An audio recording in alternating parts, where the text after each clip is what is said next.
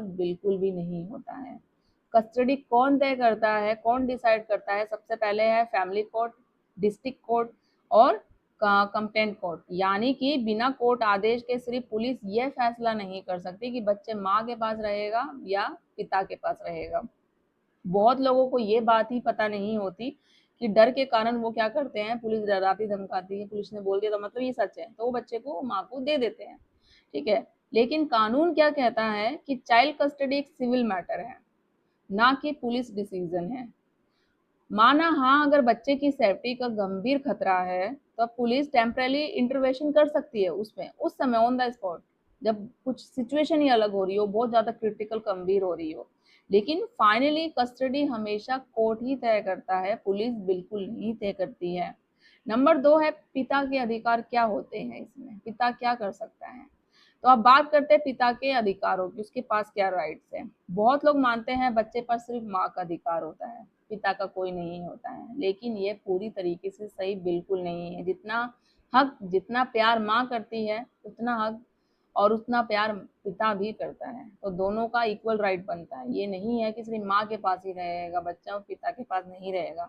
तो Hindu mandatory and guardian act के अनुसार पिता भी नेचुरल गार्जियन होता है, यानी पिता के भी बराबर अधिकार होते हैं बच्चे पे। कोर्ट हमेशा क्या देखता है कि बच्चे की अच्छी परवरिश कौन कर सकता है। बच्चे की पढ़ाई, emotional attachment, financial stability, safe environment, ये सारी चीजें कोर्ट देखता है, फिर डिसाइड करता है कि बच्चे को किसके पास रहना है।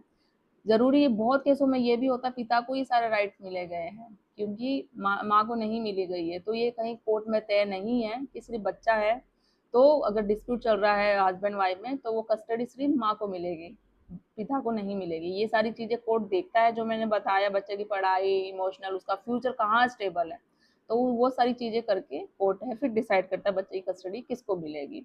और सबसे इम्पोर्टेंट, वेलफेयर ऑफ चाइल्ड, यानी कि कोर्ट सिर्फ माँ या पिता नहीं देखता है बल्कि बच्चे का भविष्य देखता है कि उसका फ्यूचर कहाँ पर है। कई मामलों में कोर्ट ने तो पिता को भी कस्टडी दे रखी है और ऐसे जजमेंट भी आ रखे हैं। मेरे चैनल पे आप जाओ, आपको मिल जाएगी ऐसे जजमेंट भी।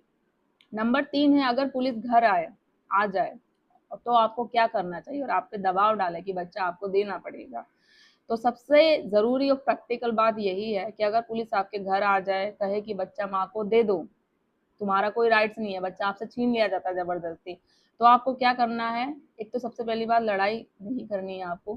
ठीक है, पुलिस से बदतमीजी तो बिल्कुल नहीं करनी है, आपको शांत रहना है और फिर पोलाइटली पूछिए आप पुलिस वालों से। सबसे नंबर